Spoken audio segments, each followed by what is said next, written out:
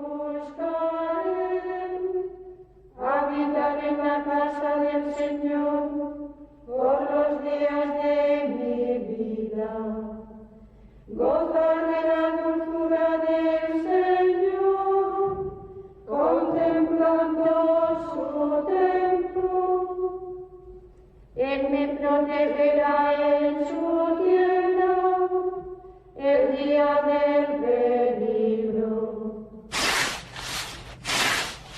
¿Por qué, habiendo de ser la mujer sujeta al marido por voluntad y sentencia del mismo Dios, y habiéndola, en significación de esto, criado de la costilla y no de hueso derecho, sino encorvado, para dar a entender su perpetua sujeción al hombre, no? No, la mujer hacía de todo, y el hombre no. Mandar mucho.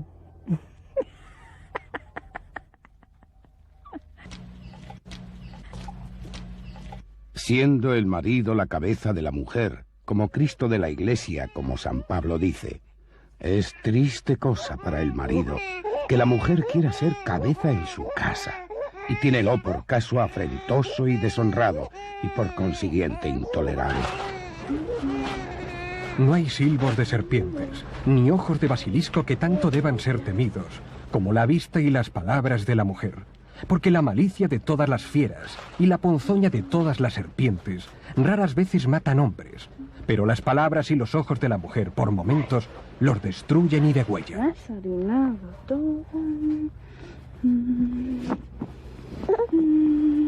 El que se pone de propósito a escuchar palabras de mujeres no hace otra cosa sino inclinar la facultad del alma para que le echen una cadena y quede sujeto y cautivo. Hermanas, cantad. El Señor es mi luz y mi salvación. De las mujeres solo podemos alabar la vida de monjas y beatas, por la obediencia que tienen a los confesores, sin cuya voluntad y expreso mandamiento ni dan un paso, ni beben un trago de agua, ni van a una fiesta por santa que sea, ni tienen un rato de oración con Dios, porque a fuer de buenas súbditas cumplen lo que mandó San Antonio, que cuantos pasos da el monje y cuantos tragos de agua bebe y cuantas veces ore a Dios, todos sean con la obediencia y dirección de su superior. Así lo cumplen estas religiosas, tomando orden de la vida de mano de sus confesores y rigiéndose por ellos, con tanta puntualidad que no exceden un punto de lo que se les ordena. Así, como se ve, cantan o bordan cuidadosamente nuestros vestidos, con entrega y obediencia.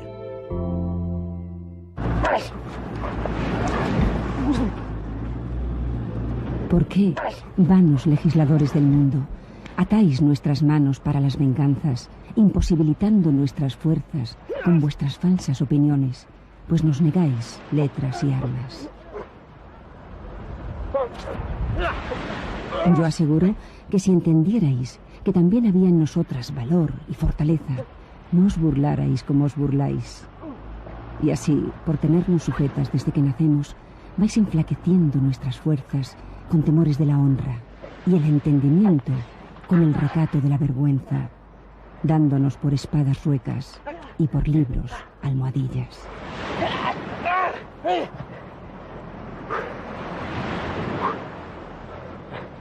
Ellos, los hombres, estos hombres.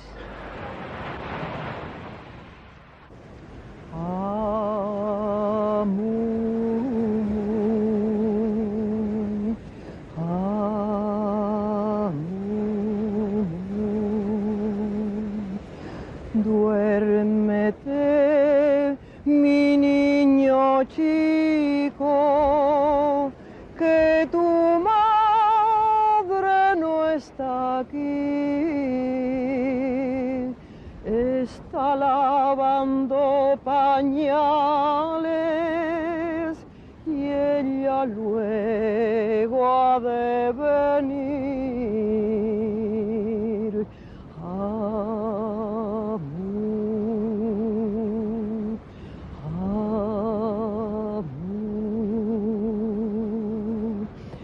lavando está tu ropita, la tiene tendida en rosas, el aire la está moviendo y parecen mariposas.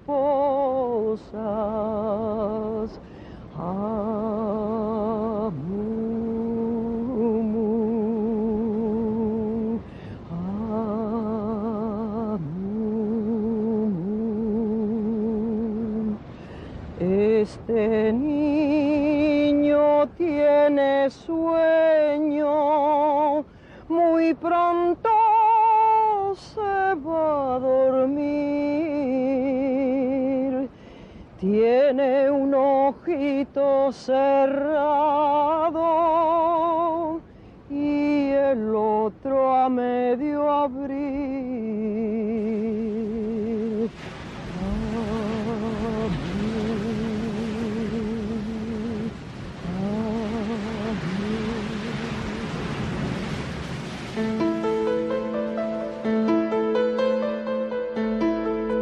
Dándonos por espadas ruecas y por libros almohadillas. Luego el culparlas de fáciles y de poco valor y menos provecho es porque no se les alcen con la potestad. Bueno fuera que si una mujer ciñera espada, sufriera que la agraviara un hombre en ninguna ocasión. Harta gracia fuera que si una mujer profesara las letras, no se opusiera con los hombres tanto a las dudas como a los puestos. Temor es el abatirlas y obligarlas a que ejerzan las cosas caseras. Lo decía María de Zayas, una mujer dispuesta en el siglo del miedo a hacer la guerra a los hombres. Era muy difícil actuar en un campo de batalla dominado por el sexo opuesto. No se conocían las armas que permitiesen ganar a unos enemigos pletóricos de poder, superiores de nacimiento y hasta de buena y erguida figura, por expreso deseo de Dios para algunos. María de Zayas, con novelas amorosas y desengaños, luchó en pleno barroco y casi en solitario por elevar el concepto de la mujer, por igualarlo al del hombre. La historia no se olvidó de ella. Como para olvidarse de ella. María de Zayas y Sotomayor, la insigne escritora, vino a demostrar, por si hubiera alguna duda, que aquella advertencia formulada por Docto Varón a los padres resultó algo más que cierta. Decía así: los padres que quieran gozar de hijos sabios y que tengan habilidad para las letras han de procurar que nazcan varones, porque las hembras, por razón de la frialdad y humildad de su sexo, no pueden alcanzar ingenio profundo.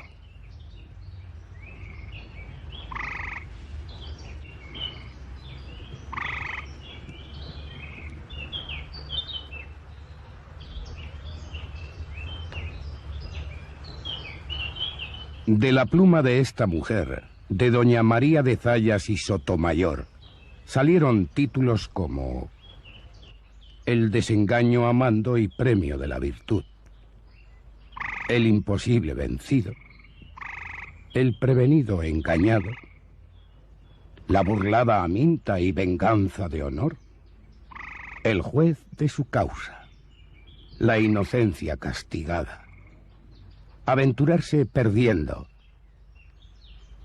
En fin, una colección de avisos a mujeres que según ella siempre resultaban engañadas por varones.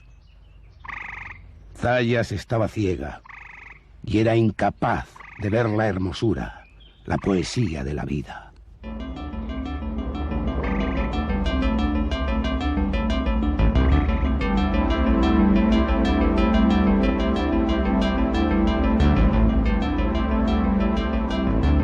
Las mujeres desposeímos a Adán del paraíso y, claro, desde entonces nuestra dominación fue necesaria.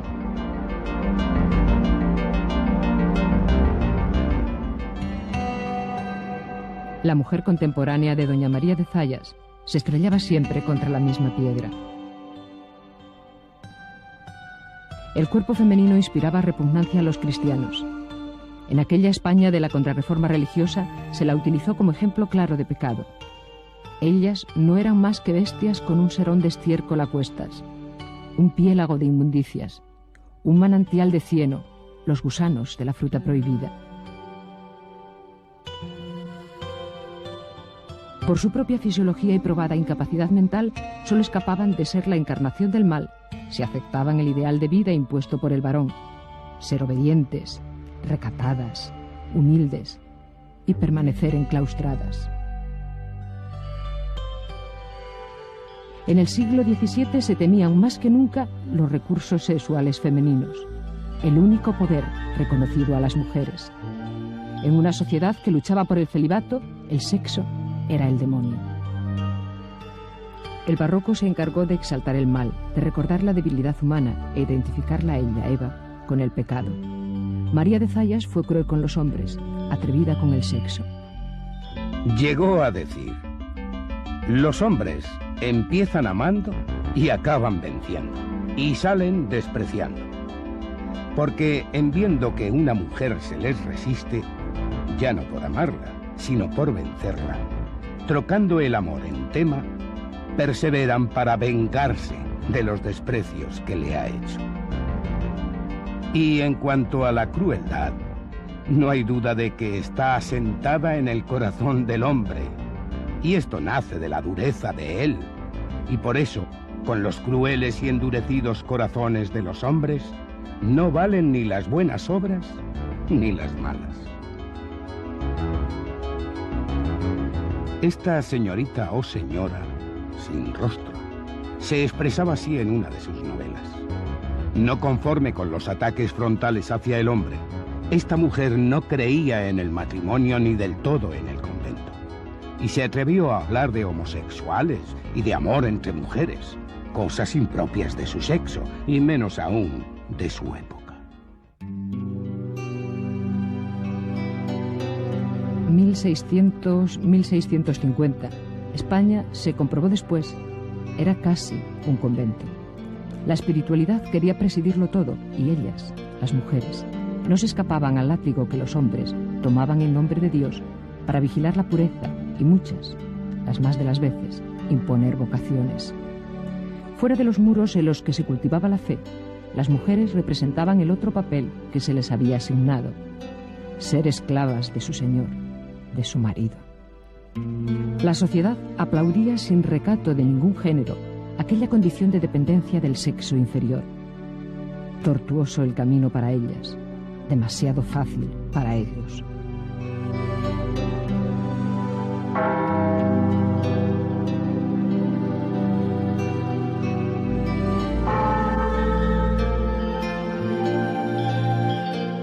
La mujer era sospechosa de pecado, el hombre no.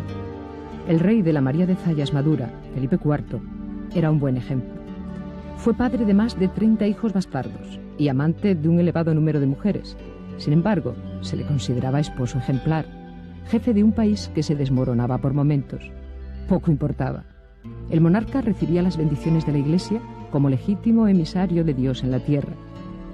También se consentía y ocultaba la más que probada laxitud moral de algunos varones pertenecientes a ciertos estamentos de la nobleza.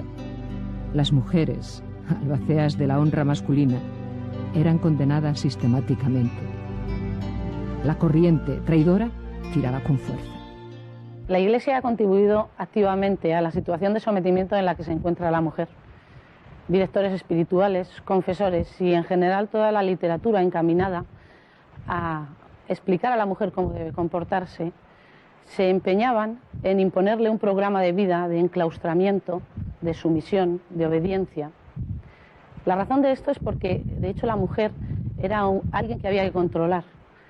Realmente, el que la mujer pudiera acceder a alguna posición de poder implicaba cierto riesgo de disgregación social. De ahí que la mujer debía estar siempre sometida y bajo la tutela del varón. Bien el marido, bien el padre, bien el confesor. En cualquier caso, siempre sometida. Un buen ejemplo lo podemos tener en el libro de La perfecta casada, de Fray Luis de León. ¿De qué manera responde la mujer a esta situación, a esta imposición de un programa de vida? Generalmente la mujer asumía el papel que se le imponía desde su niñez, y de hecho incluso lo reproducía, educando a sus hijas también para comportarse de la misma manera. Ahora bien, hay excepciones en las que algunas mujeres respondían y se rebelaban contra ese papel que se les imponía. Un ejemplo es María de Zayas. María de Zayas echaba lava por la boca creyéndose volcán.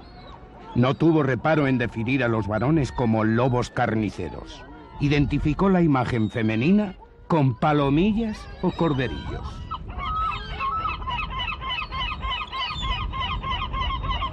Estudié por la mañana ya, sin levantarme de la cama, en condiciones. Cierto y muy cierto el caso de aquella pobre mujer a quien sucedió.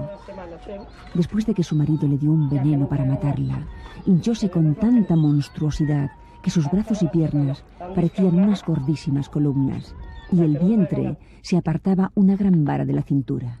Solo el rostro no tenía hinchado. Tan hermoso, este hígado tan guapo.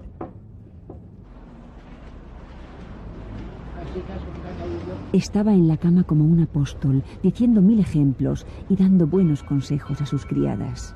De esta suerte vivió 6 meses, al cabo de los cuales, estando sola en su cama, oyó una voz que decía: Camila, ya es llegada tu hora.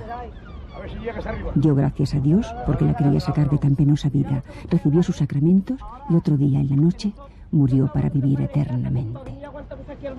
Ay, compañera del alma. Nada, compañera, nada. La gracia que empezamos esto, compañera. Sí, vosotros traéis algo. Que yo, esto y a lo de casa. Estamos en crisis, compañera. Sí, crisis. Pero para ir al cine no estáis en crisis. Y Zayas no tuvo reparos a la hora de asegurar que sus cuentos o novelas estaban basados en hechos reales, que historias como esta eran verdaderas.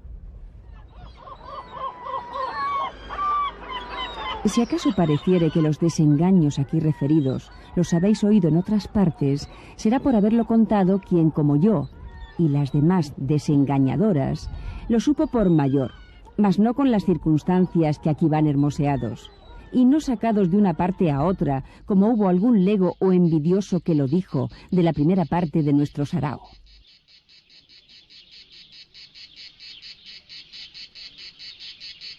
Ay, Camila, Camila. Veneno, monstruos, cuerpo hinchado, penosa vida, muerte durante la noche, legos envidiosos. Por favor. Esta mujer proponía a sus congéneres aplicarse a jugar las armas y estudiar las ciencias, mientras ella luchaba por enmascarar la verdad, por pintarla a su medida que, lógicamente, no coincidía con la de los demás. No vio hogar sin drama, casa sin engaño, mujer conocedora de amor. María de Zayas. ¿Desengañadora de quién? ¿De qué? María de Zayas pretende desengañar a las mujeres frente a los hombres.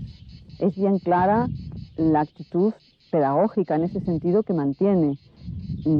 Su obra defiende claramente a la guerra de los sexos. La mujer debe defenderse de un hombre que no es su compañero, sino un depredador, alguien que la ve como objeto de caza. Lo que sucede es que este desengaño hay que verlo en el contexto del barroco, de su momento histórico. Forma parte de un desengaño general, en un momento en el que se han quebrado los grandes ideales religiosos, sociopolíticos, etc. Pero en todo caso, Zayas siempre marca ese desengaño con ese color rosinegro de su feminismo y de defensa clara de las mujeres.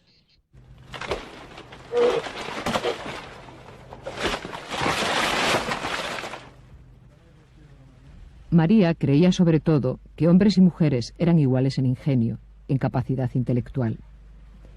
Partía de una reflexión muy sencilla. Si las almas no son de hombres ni mujeres, ¿qué razón hay para que ellos sean sabios y presuman que nosotras no podemos serlo? Había, desde luego, una respuesta a tan lógica pregunta. Al hombre no le interesaba la igualdad con la mujer, y Zayas insistía. La fuerza no hace inteligentes a las bestias.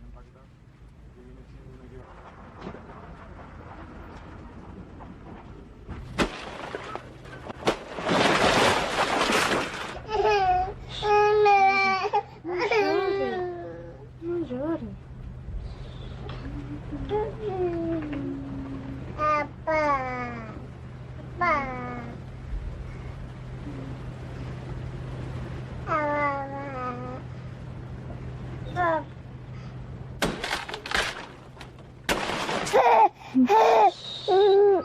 La fuerza no hace inteligentes a las bestias. Niña, no llores por ser mujer, le diría María de Zayas. Qué cúmulo de sinrazones y despropósitos los de esta mujer sin rostro.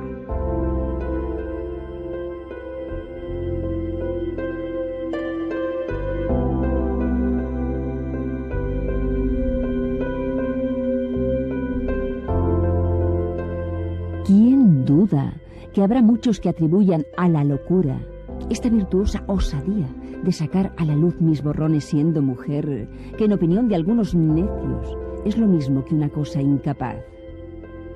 Si la materia de que nos componemos los hombres y las mujeres, ya sea una trabazón de fuego y barro o una masa de espíritus y terrones, no tiene más nobleza en ellos que en nosotras, si es una misma sangre, los sentidos, las potencias y los órganos por donde se obran sus efectos son unos mismos, y las mismas almas, porque las almas ni son hombres ni mujeres, ¿qué razón hay para que ellos sean sabios y presuman que nosotras no podemos serlo? Al que leyere.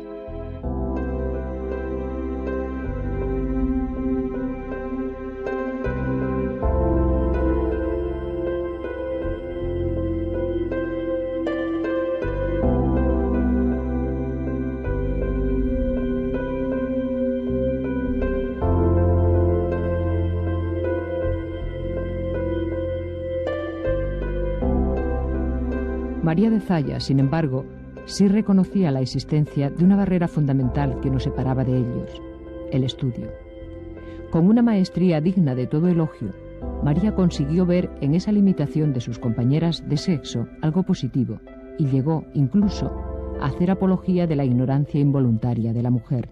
Sí, yo veo que es verdad, que siempre las mujeres nos han tenido como arrimadas a un rincón, y ellos han sido los favoritos y han tenido más posibilidades de estudiar, de salir adelante, y la mujer pues en la casa.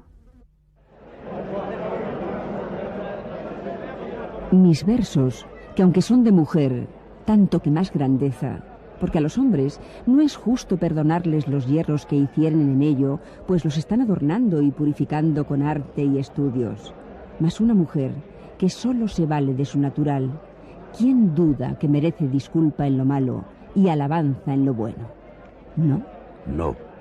No más compadecerse de sí misma. No más exageraciones sin razón. Siempre lo mismo. Su obsesión. Los hombres.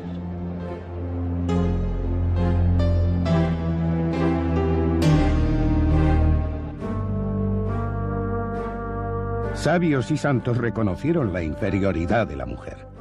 Fray Luis de León, por ejemplo, decía: así como a la mujer buena y honesta, la naturaleza no la hizo para el estudio de las ciencias ni para negocios de dificultades, sino para un solo oficio simple y doméstico, así limitó su entender y por consiguiente les tasó las palabras y las razones. Las mujeres que, como esta, tratan de equipararse a nosotros, parten de una base errónea, que es suponerse iguales. María de Zayas, además, no tuvo en cuenta que ellas ya habían disfrutado en los reinos hispánicos de ciertas libertades que, inspiradas por la reina Isabel la Católica, solo consiguieron una relajación sin rebozo de la moral. La situación no era recomendable para el bien de los cristianos. Felizmente, aquellas concesiones fueron retiradas a tiempo. El propio Miguel de Cervantes, escritor de talla muy superior a las Zayas, supo advertir sobre las limitaciones de la mujer. Mira, amigo, que la mujer es animal imperfecto y que no se le han de poner embarazos donde tropiece y caiga, sino quitárselos y despejarle el camino de cualquier inconveniente para que sin pesadumbre corra ligera a alcanzar la perfección que le falta, que consiste en ser virtuosa.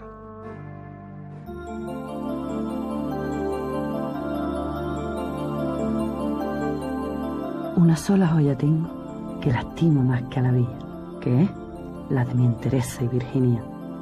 Flor es la de la virginía, que a ser posible aún con la imaginación, no había de dejar ofenderse. Cortada la rosa del rosal, con qué brevedad y facilidad se marchita. Este la toca, aquel la huele, el otro la deshoja, y finalmente entre las manos rústicas se deshace. Vos, Señor, no la habéis de llevar sino atada con la ligadura y lazo del matrimonio, que si la virginidad se ha de inclinar, ha de ser a este santo yugo.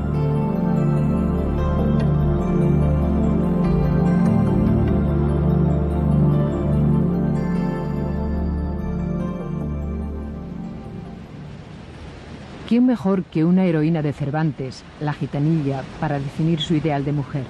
Nadie. No nos sorprendería ver citado también a Lope de Vega Alféniz como detractor de las mujeres.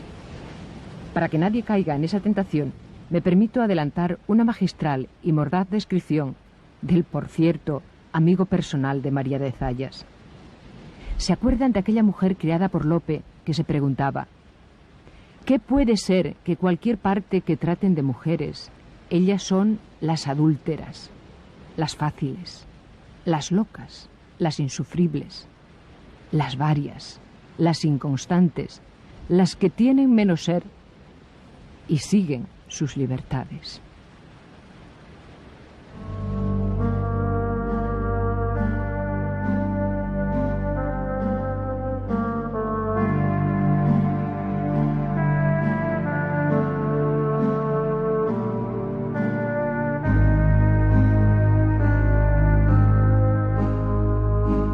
Pese a quien pese, nuestra escritora consiguió situarse muy cerca de los grandes hombres, de los grandes nombres de su época.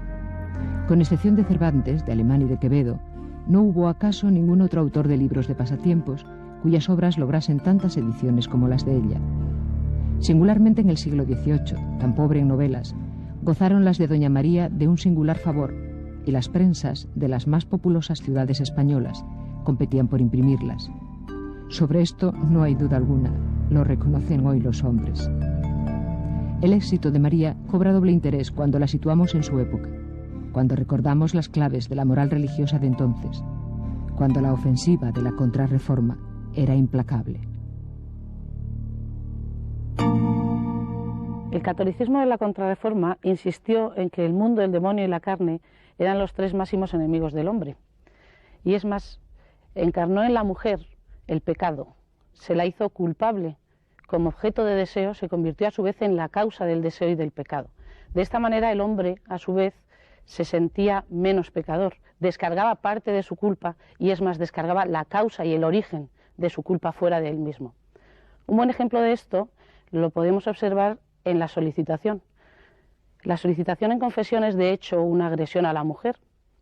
Consiste en la seducción o el intento de incitar por parte del confesor a la mujer, bien con actos o bien con palabras, sexualmente. Y a pesar de que, como digo, esto es una agresión directa hacia la mujer que puede incluso incluir violencia física, una de las excusas más habituales entre los solicitantes que fueron procesados por el Tribunal Inquisitorial es que de hecho ellos fueron más bien las víctimas, puesto que era la mujer quien los incitaba. Por citar un ejemplo, Andrés de Campos es un clérigo de finales del siglo XVI que fue procesado como solicitante. Y a pesar de que él mismo reconoció haber solicitado a 54 mujeres, pues una de sus defensas era precisamente que ellas habían iniciado esa solicitación. Y es más, los inquisidores estaban dispuestos a creer tales excusas. Pero si la mujer era un ser inferior que no valía la pena, ¿por qué tanta vigilancia, tanto control? Hoy podemos contestar perfectamente a esta pregunta y comprendemos que la orquestación antifemenina en el siglo XVII no fue exactamente una moda social, sino que respondía exactamente a un intento por preservar el honor masculino. Estamos hablando de una sociedad en la que para muchos el honor fue incluso más preciado que la propia vida, sencillamente porque aquella sociedad se vertebraba sobre el honor y quien no lo tenía no era absolutamente nadie. Y a las mujeres les cupo la desgracia de ser las portadoras del honor masculino. De lo que se trató exactamente en esta sociedad en crisis fue de endurecer los códigos para garantizar la honestidad en la mujer, adscribirla a una determinada función familiar que era la que garantizaba también ese honor. Y precisamente en este intento de garantías se llegó al extremo, se llegó incluso a justificar todo tipo de violencias, incluso el homicidio. Sí, y había que respetar. Poder, todo el poder, es verdad. Por eso, desengañar a las mujeres, enseñarles la cara mala y oculta de todos los hombres, su despiadada y astuta brutalidad, fueron propósitos que guiaron a María de Zayas. El mundo que describe la escritora está lleno de trampas, engaños y ardides en los que se hallan atrapadas sus víctimas. A ella, como a sus contemporáneos, le influirá decisivamente aquel cuadro sombrío de una humanidad cargada de miseria y crueldad. En aquel siglo XVII, perseguido por la sombra negra, no había un lugar para la esperanza, para el amor. Sin embargo, el amor preside la obra de Zayas. Sus novelas no son cuentos con final feliz, tan propio del género cortesano que ella supo practicar. Son otra cosa. Tienen el sello personal de María.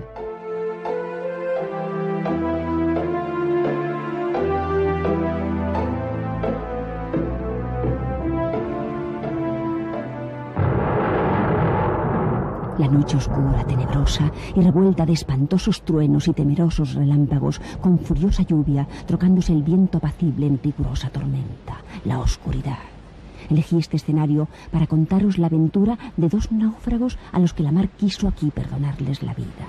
Cuando llegaron, nadie sabía nada de ellos. Se encontraron en tierra con don Jaime, un hombre de semblante severo aunque alegre.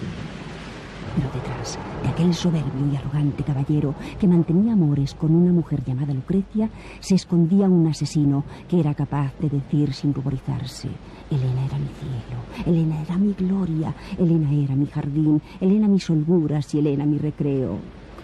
¡Ay de mí! ¿Y cómo me tendréis por loco viéndome recrear con el nombre de Elena y maltratarla como esta noche habéis visto? Pues ya es Elena mi asombro, mi horror, mi aborrecimiento. Fue mujer Elena y como mujer ocasionó sus desdichas y las mías. A Elena la había matado don Jaime y lo mismo iba a hacer con Lucrecia.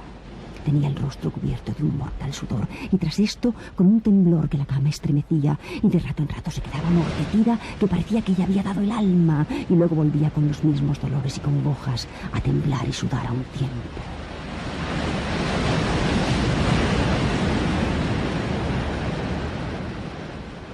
La defensa que hace María de Zayas de las mujeres es solamente parcial. Sus discursos, lo que hablan, es extraordinariamente agresivo incluso. Agrede a los maridos, a los padres, a los hijos, de todos ellos se debe defender la mujer. Pero a la hora de actuar, sus personajes, no sabemos mucho de su propia vida, sus personajes se quedan muy cortos. Después de esos discursos panfletarios, incluso de defensa de la mujer, actúan de una forma muy conservadora. Los hombres castigan, las mujeres son castigadas, los finales tienen mucho que ver con las normas sociales, ideológicas y religiosas de su momento. Ninguno de los personajes de Zayas se sale fuera de las palabras, de las formas de actuación correctas de su tiempo.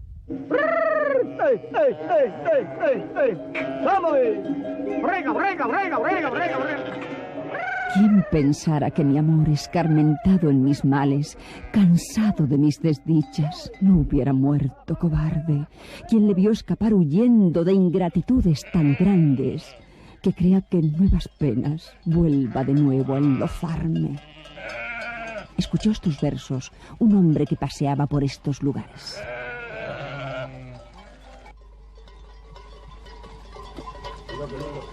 El hombre buscó hasta dar con la persona de quien salía tan amarga queja.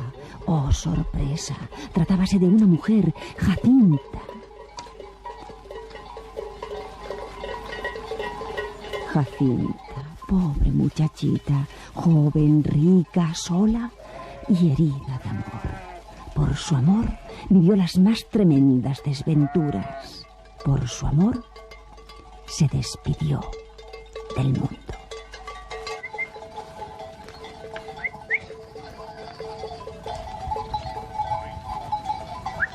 Estas descripciones tristes de escenarios siniestros, de ahorcados, de naufragios, son muy propias de la escritora. Es una fórmula para dejar salida al mundo del inconsciente, de los sueños, de los deseos frustrados, que curiosamente es lo que más gusta a nuestros contemporáneos y es lo que menos gustó en el siglo XIX. Emilia Pardo Bazán, por ejemplo, le denuestra mucho esta afición suya por lo macabro y por lo sexual. En todo caso, la escritora, en un mundo de contradicciones, no solo sociales e ideológicas, sino también personales, siempre trata de mostrar los afectos, el amor, las posibilidades de salida, aunque sean, como hemos comentado antes, huyendo a un convento, escapándose de la vida, pero intentando siempre educar a las mujeres, decir una palabra nueva en un universo de hombres, hablar con una fórmula literaria un poco distinta dentro de una narrativa de género. Es quizá esta voz personal expresada en un narrador yo, que es casi siempre el que nos cuenta las historias, uno de los aspectos más nuevos de María de Zayas. Es escritora costumbrista dentro de un género, pero enormemente original también, con una visión muy diferente, muy nueva, y que creo que a las mujeres nos debe de gustar. Fue una gran defensora de las mujeres. ¿Me quieren ustedes decir de quién llevamos todo este tiempo hablando? ¿Sabían ustedes que de la tal María de Zayas y Sotomayor no se conoce casi nada, ni tan siquiera su retrato? Créanme si les digo que no fue más que una fracasada en amores, una resentida, que haciéndose pasar por inculta cuando no lo era, arremetió por despecho contra todos los hombres y se aprovechó de la buena voluntad de algunas mujeres.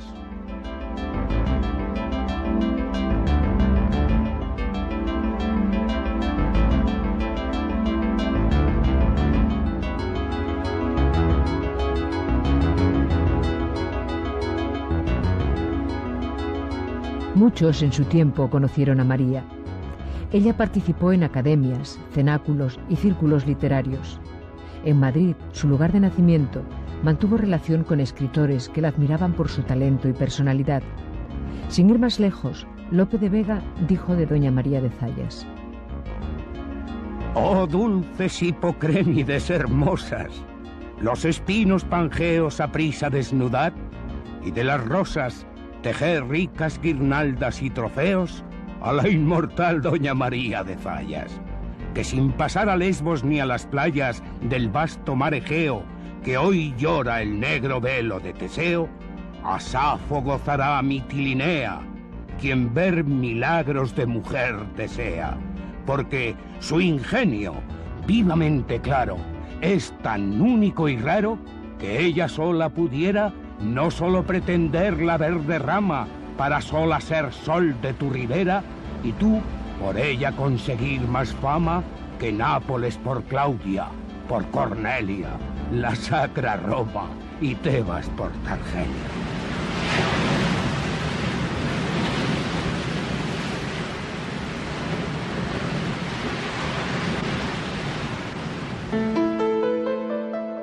Otros autores contemporáneos tampoco ahorraron elogios a la hora de referirse a doña María.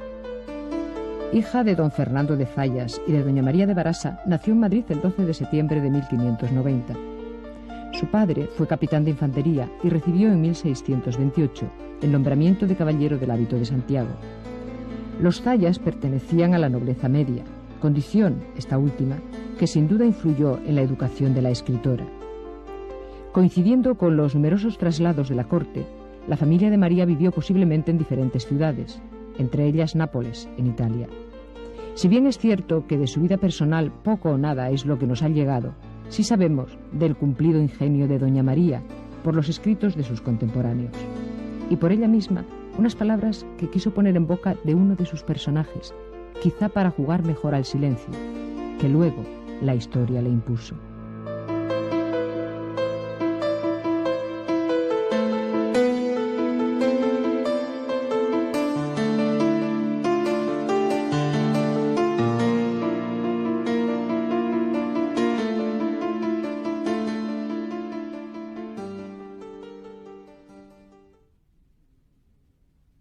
Yo fui en todo extremada, y más en hacer versos, que era el espanto de aquel reino y la envidia de muchos no tan peritos en esta facultad. Lo confieso.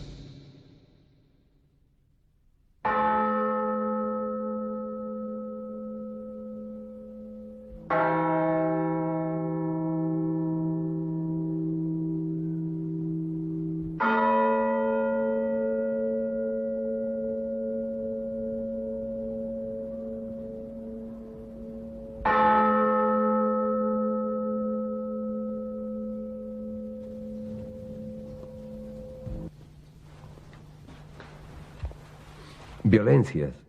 Pero ¿esas violencias estaban moralmente justificadas?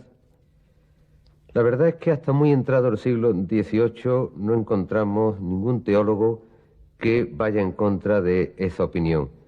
La teología en general no solamente justificó la violencia, sino que exhortó a los varones a ejercer una tutela violenta, puesto que han sido puestos por el mismo Dios para tutelar a esos seres tan, según se pensaba, tan despreciables, tan espurios, tan torcidos como era la mujer. Y se le exhortó a la violencia exactamente en todos los terrenos. Es decir, no solamente se trataba ya de prever el adulterio, de lo que se trataba era incluso de controlar actitudes tan cotidianas como es el salir, entrar, divertirse, pero es más aún, incluso el ser porfiada, el discutir con frecuencia al marido, era algo que, para lo cual también se justificaba la violencia. Por lo tanto, hay textos muy curiosos de los teólogos en la época donde se recogen testimonios de mujeres que dicen exactamente: Padre, mi salvación ha estado en la tunda, y lo dicen así textualmente, que me dio mi marido anoche. Pero es curioso también que, evidentemente, si se justificó lo menos, también se justificó lo más. Es decir, se justificó el homicidio. Se justificó el homicidio cuando había que preservar la honestidad, es decir, contra el adulterio. Por lo tanto, lo que nos encontramos en María de Zayas, con peor o con mejor estilo, es algo que desde un punto de vista historiográfico podemos corroborar absolutamente. María de Zayas levantó acta prácticamente de lo que fue una situación de violencia contra la mujer a lo largo del siglo XVII.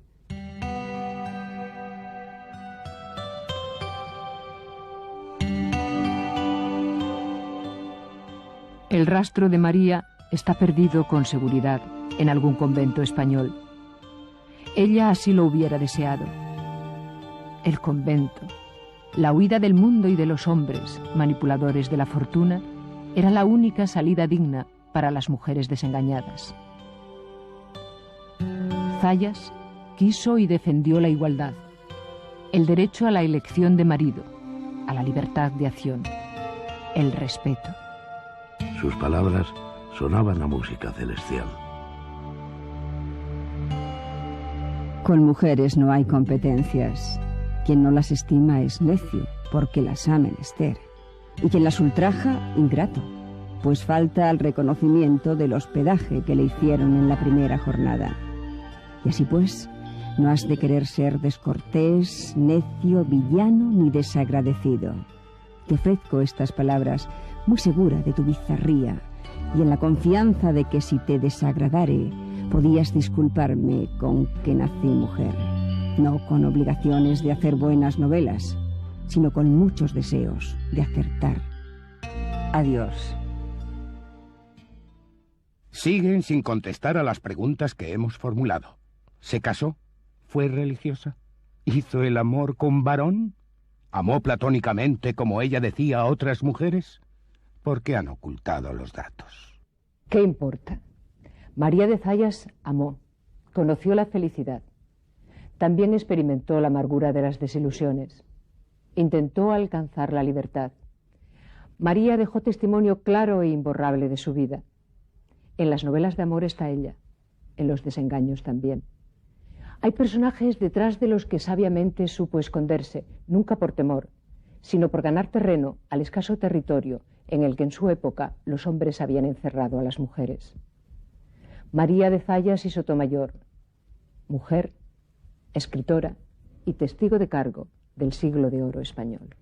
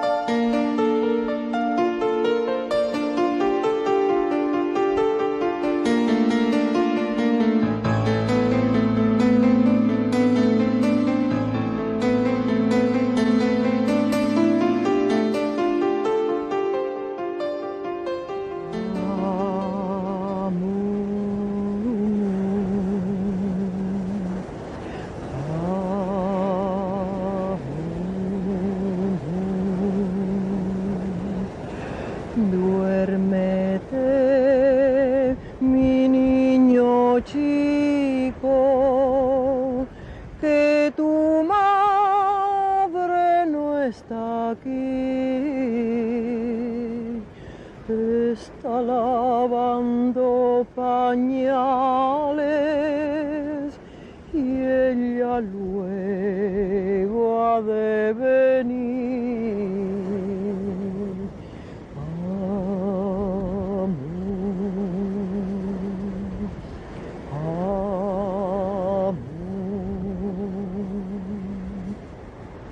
Lavando está tu ropita, la tiene tendida en rosas, el aire la está moviendo y parecen mariposas. Amor,